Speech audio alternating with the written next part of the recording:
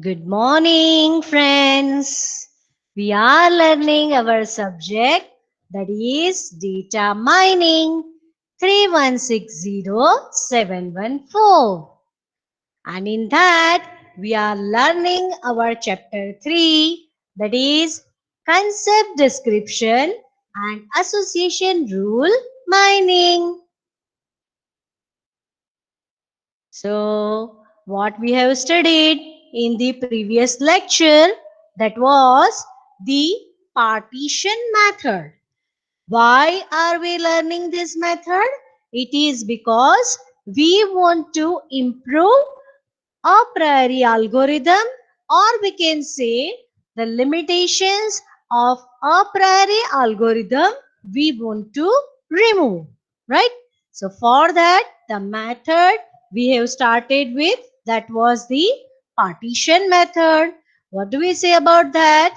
That partition database and find local frequent patterns and consolidate global frequent patterns, right? This is what we have seen.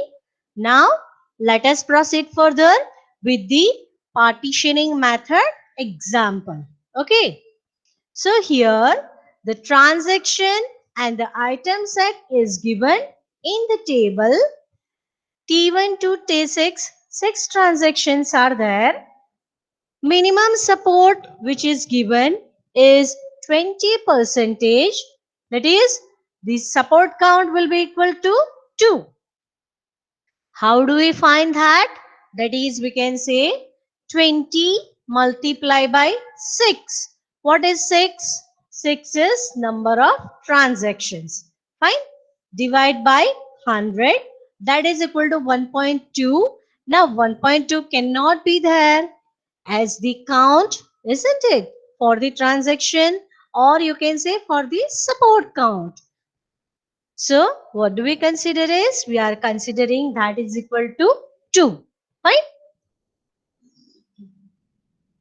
Now we partition the database in 3 parts. So each partition will be having 2 transactions and minimum support count is equal to 1. Right? Minimum support count, that is equal to 1. Fine. 20 multiplied by 2, divide by 100. 20 multiplied by 2. What do we say that? Divide by 100. What we consider here is 20 into 2. What is this 2? Number of transactions, right? Number of transactions. What we have considered is, we partition the database in 3 parts. So each partition will be having 2 transactions. Here whatever support was given, minimum support, that was for whole data set. Now what we are doing is, we are partitioning the data set, that is database, in 3 parts.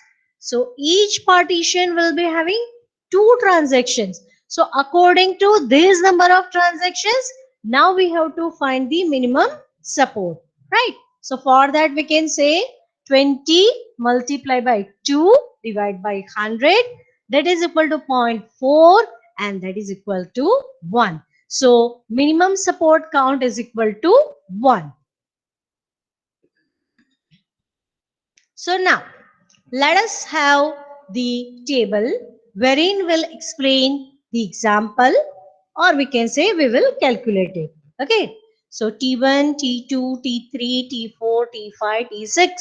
The transactions are there. Now item set, that also we have written here. Now what to do? For the first scan. For the first scan, what we know, we have divided the data set into 3 partitions and 2 transactions will be there in it. Right? Okay. So proceed further. I1, 1. What we are doing is, we are finding the count of it. Right? I1, 1. I2 1, I4 1, I5 1. You can say why it is so. See, what we have done is we have divided the data set into three partitions. Let us say that for first partition it is having T1 and T2. For other two we are having T3, T4, and for other, that is the third partition, we can say T5, T6 partitions are there. Fine. So now we have to do what? That we have to find the count of it. We only have to scan the partition and not the whole database, right? So what do we do is I1. What is the count of I1 in these two transactions?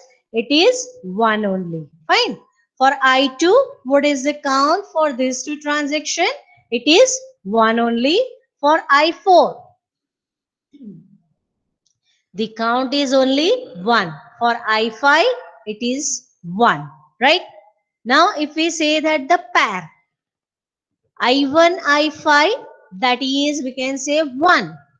I2, I4, that is also 1. Right?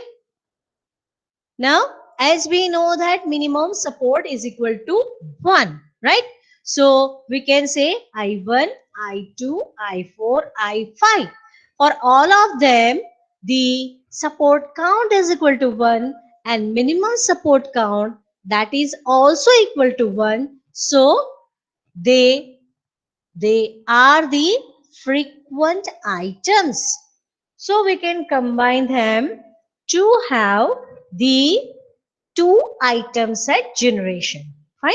We can combine them to generate two item set frequent pattern. Right. So this is what we have considered. Fine. Now let us do the same thing for T3 and T4 transaction. That is our second partition. Fine. That is our second partition. So for that we can say I4. I4 is having count 1. I5 is having count 1. I2 is having count 1. And I3 also is having count 1. Right? So these are also frequent items. Why? Because their support count is equal to the minimum support. And the condition is the support count must be greater than or equal to the minimum support. Isn't it? So, what do we say is all these items are frequent. Now, whatever transaction is available here, for that, let us say I4, I5. So we can say the count is 1. I2, I3. For them also the count is 1. Right. That also is greater than or equal to the minimum support. Fine. So they are also frequent. Fine.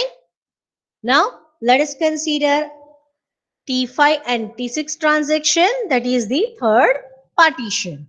Okay. So what do we say? I2 is 1. I3 is 1. You can say, ma'am, first the transaction is having item I5.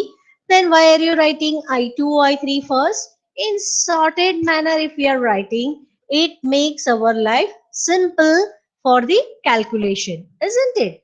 Otherwise, I'll have to see that where I5 is there, where I3 is there, where I2 is there, isn't it? So it makes our life simple if you are writing in the sorted way, and we should write this way only.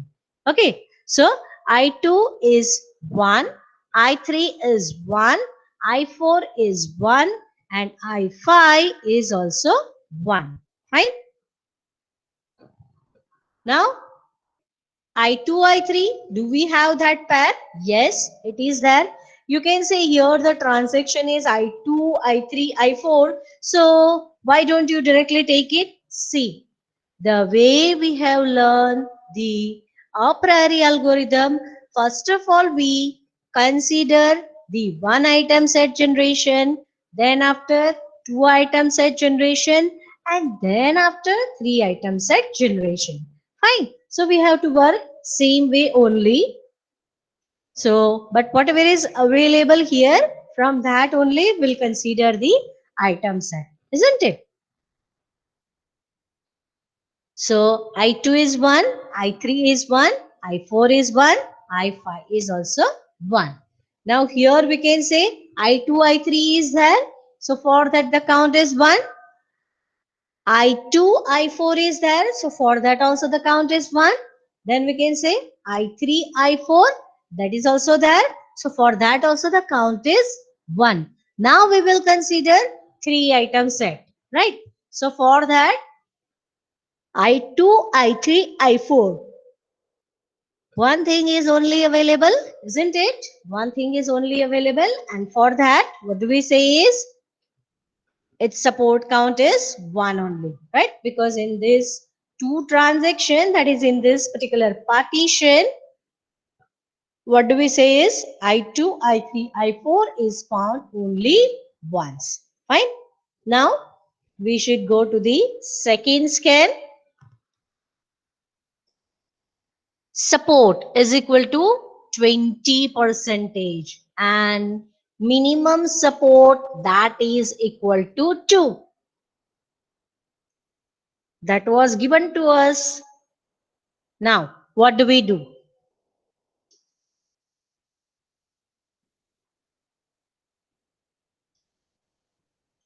Let us find the count of I1.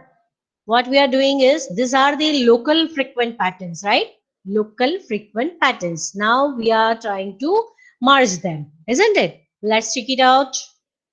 I1, 1, isn't it? I1, 1. I2, this is available one time. Then here. So I2 is 2 times. Here I2 is again one time. So we can say I2 count is equal to 3. Right? I2 count is equal to 3. So now what is that? Now I3, right? I3. Here I3 is there? No, it is not there. No issue. For this one, I3 is there? Yes. So I3 count is 1. I3 count is 1, right? So total I3 count is 2, isn't it? That's what we can find here. I3 is 2, right? Then I4, I4 is 1 in this partition, here also 1 in this partition, and here also 1 in this partition. So the count of I4 is 3. Fine. Now I5, I5 1, I5 1, I5 1. So I5 is 3, right? Now we will consider two item set, right? So what are the two item set available here? I1, I5. I1, I5 is 1. Fine. But let us check it out in other partitions. Whether we have I1, I5? No, it is not available. So the count of I1, I5 is 1. Fine. Now I2, I4. That is this one. I2, I4 is 1. Here do we have? No. Here do we have? Yes. I2, I4 is 1. Right? So I2, I4 total count is 2. Now, next is, we'll consider I4, I5. So, for that, the count is 1. Is it available in the third partition? No, it is not there. So, we can say I4, I5 count is 1. Now, for I2, I3. For I2, I3, the count is 1 in second partition. In the third partition, also we are having I2, I3. So, the total count is 2. So, I2, I3 is 2. Now, This I2, I3 is considered. Now we have to proceed for this one. This we have already put. This one, I2, I4, that also we have considered. So we should go to I3, I4. It is not found in other partitions, so we will have the count of I3, I4 as 1, right? And 3 items at generation. For that only one item is there. That is I2, I3 and I4, and whose count is equal to 1. Fine? Whose count is equal to 1. Fine? So what we have done is, first of all, we have partitioned the data set. Then after, now we have what? We have merged them, right? So when we were having two transactions, that time the minimum support was 1. And now when we are merging, we are again having the minimum support of 2. Why is it so? Because if transactions are reduced, we can say that support also is reduced, isn't it? And when we say that we are considering all the transactions, then we can say we are having the support also as the original one. Fine. Now, what we have to do is, for the item set where they are not crossing, or you can say when the support count of them is not greater than or equal to minimum support, we will remove them from further processing. So minimum support is equal to 2. So wherever the support is less than 2, we will remove, right? So this I1, 1. I1, I5, 1. I4, I5, 1. I3, I4, 1. And I2, I3, I4, 1. All these we will remove, and the finally will be having the frequent patterns where it says I2, I3, sorry, I2 is 3, I3 is 2, I4 is 3, I4, I5 is 3, I2, I4 is 2, and I2, I3 is 2. Right? Very simple example, isn't it? Very simple method and very simple example. Fine? So this is partition method. What do? Is we partition the data set. Then locally we are finding the frequent patterns. Then after, whatever patterns are frequent, we consider for the whole data set. But see, the thing is, here once only we have scan the data set. Once only we have scanned the data set. Then after, whatever we found, we scan that only to proceed further, right? We scan this only to proceed further. So whatever local frequent patterns are there, using them, we are trying to get the global frequent patterns. This is the partitioning method, right? We have reduced the scan of database. Now, the second method is DHP, that is direct hashing with efficient pruning. Why are we learning these methods? Because we want to improve a priori algorithm. Where we are using a priori algorithm? A priori algorithm we are using to generate candidate sets, frequent item sets, and we derive the rules, right? Which are the rules? Association rules, isn't it? We are having the association rules, and we are checking whether the confidence of the rules are greater than or equal to minimum confidence or not. If it is so, we accept those rules. Fine. Okay. So here also, this is a method to improve the limitation of a priori algorithm. Fine. So for that, what do we do? Let's see. Direct hashing with efficient pruning. Fine. So what are the steps? What it is having? Scan all the transaction. Create possible two item sets. Let the hash table of size 8 for each bucket assign and candidate pairs using the order values of the item sets. Apply hash function and put in the hash table. Each bucket in the hash table has a count which is increased by 1 each time an item set is hashed into the bucket. If the bucket count is equal or above the minimum support count, the bit vector is set to 1. Otherwise, it is set to 0.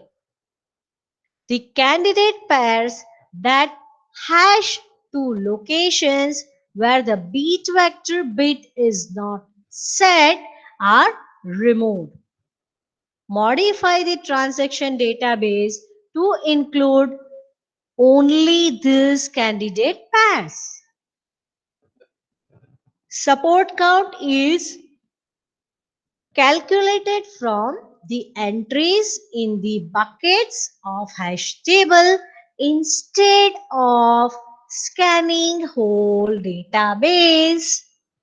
Are you getting this? What do we do is we scan all transactions. Create two item set, possible two item sets.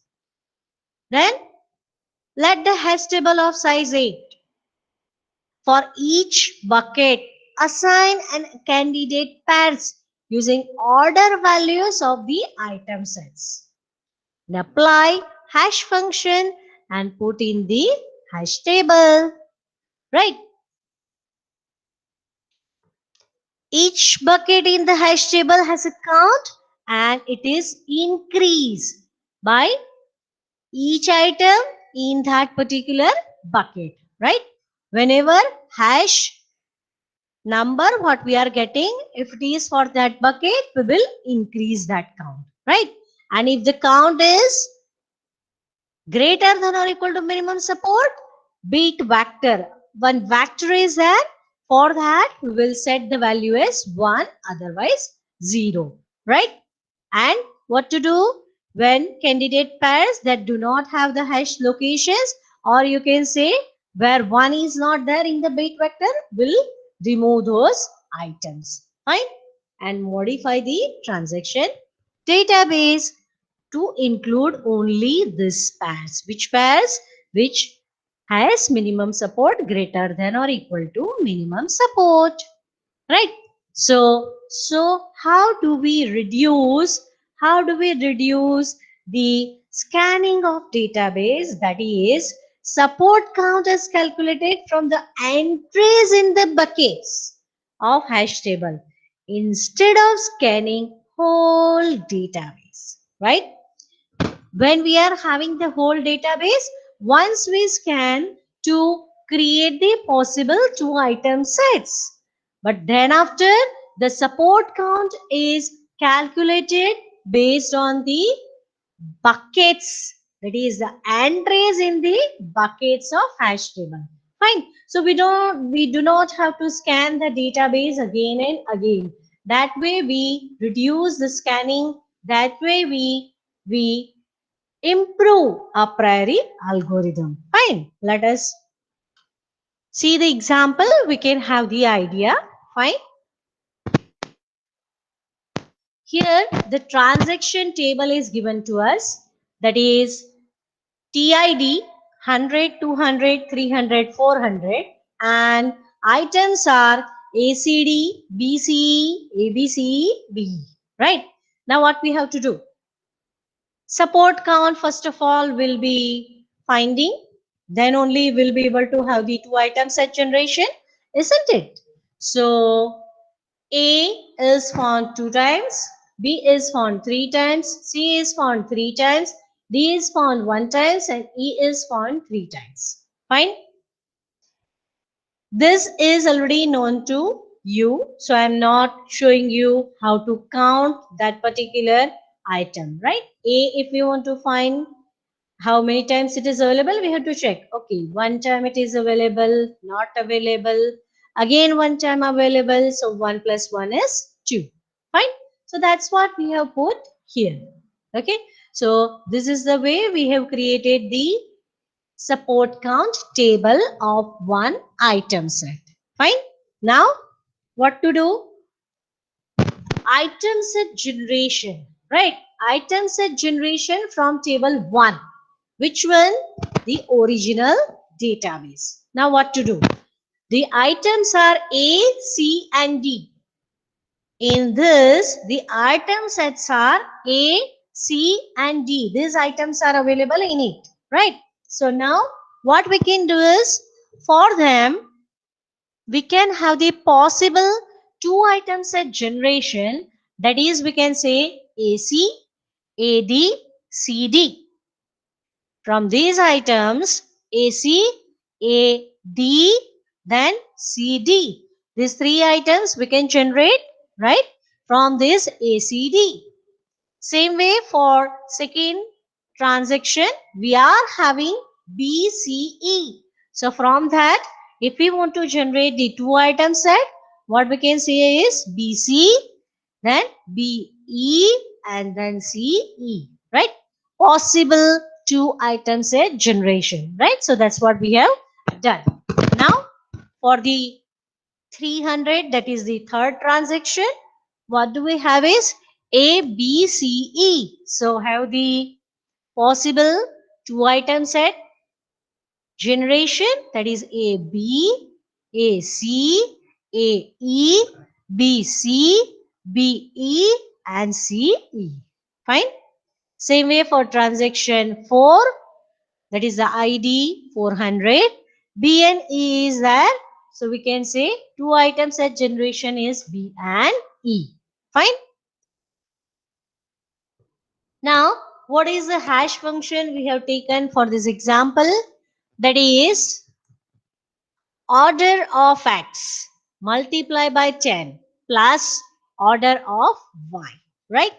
We have considered order of x into 10 plus order of y. Fine. Now, is it only this? No. This mode 7, right? This I have said again and again because this is simple to understand in the way that we are doing what? Whatever is x, for that we multiply 10 and plus order of y, right? So typically what we used to do is when two-digit number is there, we are doing something like this, isn't it? Simple thing is that. But what we want is for this, we want to put them in 8 hash is there where, see, the bucket is there, but where this hash table where the buckets are there is of size 8, right? So 0 to 7, right? 0 to 7. So what do we do is, after we find this, we are having mode 7. It is the complete equation. Order of x multiplied by 10 plus order of y. This whole divide by, sorry, the mode 7, right? Not divide, we can say it is mode 7, right? Now, order is equal to sequence number is in table 2. Order is sequence number. This is 1, 2, 3, 4, 5. Right? Okay. Let us see. For HAB, if we want to find hash function for A and B, what do we say is that is equal to order of x. That is order of A. Order of A is 1 here. This is 1, 2, 3, 4, 5. Right? The sequence number we can say. A is 1, this is 2, this is 3, this is 4, this is 5. Right? So 1 multiplied by 10 plus 2. 2 is what? Order of Y. That is order of B. B is available at second position. Fine. Then mode 7. Mode 7. So this is 10 plus 2 is 12. 12 mode 7 and that will be equal to 5. Right? That will be equal to 5. So what we do is add each two item set into hash table according to H value and increment the count of each bucket. So what does that mean? That means that, for example, H of AB is equal to 5. We have just found, right? We have just found H of AB is 5. So count will be equal to 1. Now, if we insert AC and CD in hash table, what happens? That H of AC is equal to 6. How can we find that? In the same way we have found HAB. That is order of X multiplied by 10 plus order of Y. Fine. So we can say H of CD that is equal to 6 and count will be equal to 2. Why 2? Because we have to increment for 6 bucket, 6 number bucket, right? Not 6, but 6 number bucket. In that, one item which is inserted is AC and second one is CD, right? So, first the count is 1. When we insert the second, then the count will increase and the count will be 2. Fine.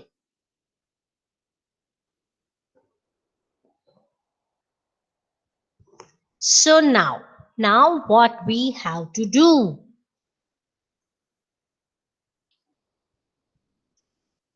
We are having 0, 1, 2, 3, 4, 5, 6. In this, whatever items are there, mode 7 we have done. So can we have the items that is having the number 7 or 8 or something like that? No, we cannot have, isn't it? So we'll be having the bucket that is 0, 1, 2, 3, 4, 5, 6. Fine. Now we have inserted the items and we have increment the count, right? We have increment the count the way we have done this, right? Whatever these items are there, AC, AD, CD, BC, BE, right? That way we put it in the table. How? According to their hash number, right? Hash index we can say, and as we are inserting, we'll be incrementing that count. Fine, that we will increment the count. After that, what we'll be having? Now, when generating C2, that is a candidate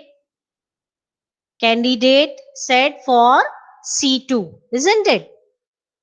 Candidate set for 2 item set. Okay, so what we are having is AB. Where is AB? A, B, B, B. Here, AB is having the count as 1. AC, where is AC?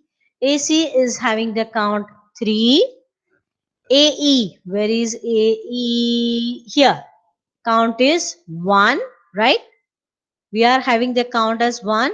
BC, BC, here, the count is 2, right? So that's what we have returned. Right? That's what we have written. BC. Then BE. BE is having the count 3. CA is having the count 3, right? That's what we have written. But, what about that? We know what is the minimum support is given to us. Minimum support given is S is equal to 2. It is not given in percentage, it is given in the count. So what we have to do is remove the items which is having support which is less than the minimum support. Fine. So this one count, wherever it is there, we remove it. So what is the remaining one? AC, BC, BE and C. Fine. This is what is remaining. Fine. Now counting support based on the contents of the hash table. Right. Counting support based on the contents of hash table using a priori property to generate 3-item set. Now, AC, counting support in hash 3. Counting support in hash 3. What about this AC?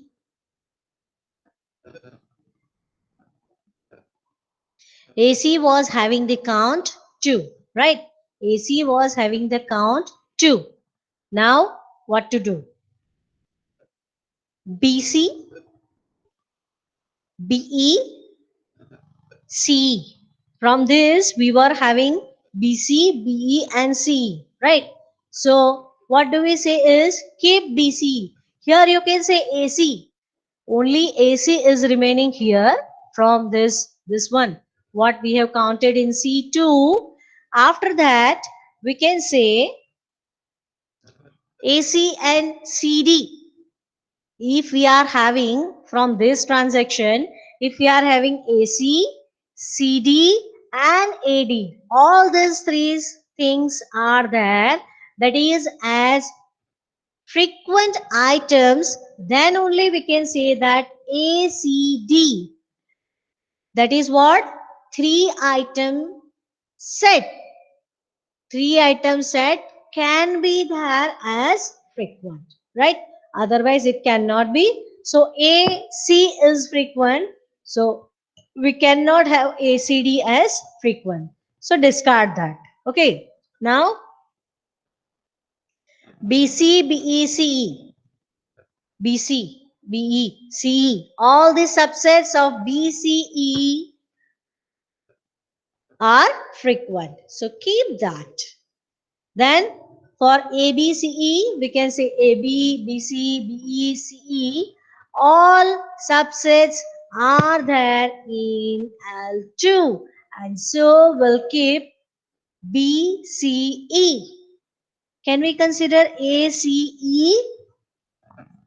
ACE?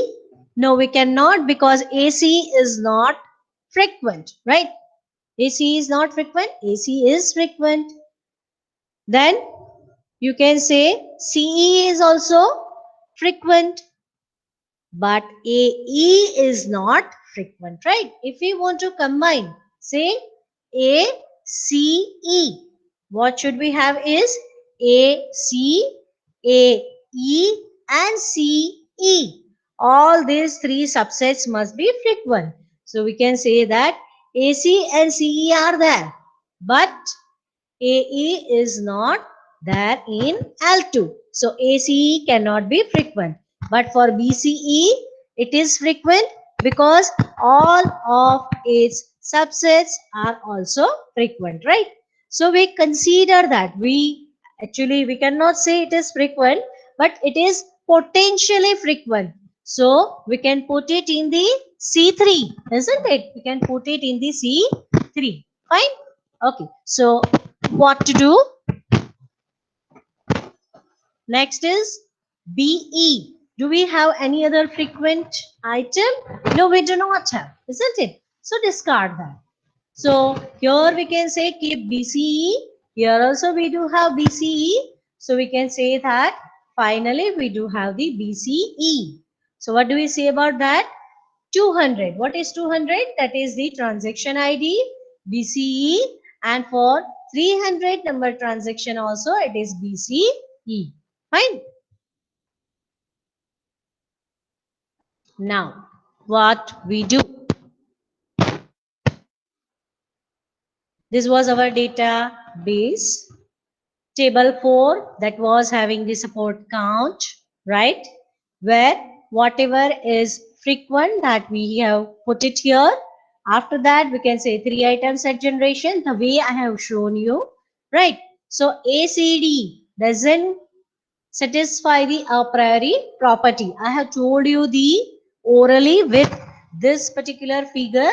Now explaining with this particular figure, right? This table I mean to say. So we can say ACD doesn't have the a priori property because AC, CD and AD, all the subsets must be frequent. To put ACD in the next generation candidate set, isn't it? So it is not satisfying. BC is satisfying, so it is right, right? This is not V, it is for showing the right mark. This is not X, it is showing the cross mark, right? That is this item we are not going to consider further, right? For ABC also we can say that what? We can say BC is keep, right? BC is right. Other things are not following the a priori property, and for B empty is there, right? So here it says this V, whatever we have seen is right and X is wrong, fine. So, but applying any function count cannot be more than support count. Applying any function count cannot be more than support count. For that, for whichever things we are having, it is not greater than or equal to support count, we can say will discard them. Fine. Okay. Scanning database is reduced here as no need to find support count every time from database.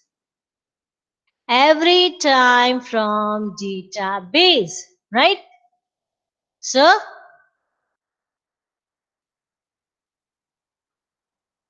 we can find from hash table. So we have reduced the database scan, and so we have reduced the time, right?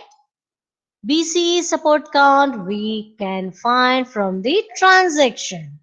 We have reduced checking support count for 2 item set generation in the example, right? By applying the function count cannot be more than support count. For them, we will remove those items, isn't it? Fine. So this is our DHT, or we can say direct hashing and efficient pruning algorithm. Fine. Hash based counting item set. Understood? First of all, we are having the data set or database, right? Let us summarize so you can understand and recall also. What we do is, see, first of all, everybody counts for the support count of single items. What we have to do is, we have to have the 2 item set generation from the table. So ACD is there, we'll consider AC, AD, CD. BC is there, so BCBD, sorry, BC, CE, B, right? This way we consider the 2 item set generation. Then after, what we have to do is, we have to apply the hash function. Hash function, as we consider the 8 entries for the hash table, what we do is, we are taking the mode 7, right? In the hashing function, we are considering mode 7. Then what to do is, we will be putting these 2 item sets in the hash table according to whatever hash number we are having. If in a particular bucket we are putting more than one entry, will increment its count. Whenever we put one more item, will increment the count, right? Then after what we do is we can have the bit vector wherein we can say that we'll be setting 1 if the count is more than that of the support count, right? Or otherwise we'll keep it as 0. For what do we say is for bit vector, wherever the 0 is there, we discard those entries, right? We discard those entries. Fine. So that's what we have done. Here we can say this C2 is there. Here the bucket, whatever is having the count, that's what we have considered. Wherever it is crossing, or we can say where the support count is greater than or equal to the minimum support, we put those items in what we can say is frequent item set. Fine. We consider frequent item set. Right. This is the generation of C2 where we consider the equation of our hash function. Right. Order of A multiply by 10 plus order of C divide by no mod 7. Right. Mod 7. Right. So that will be the hash value. According to that, we'll put the item in the hash table. Fine. Where the count is greater than or equal to minimum support, we accept that, or otherwise we reject for other items, or we can say we discard those items. Fine.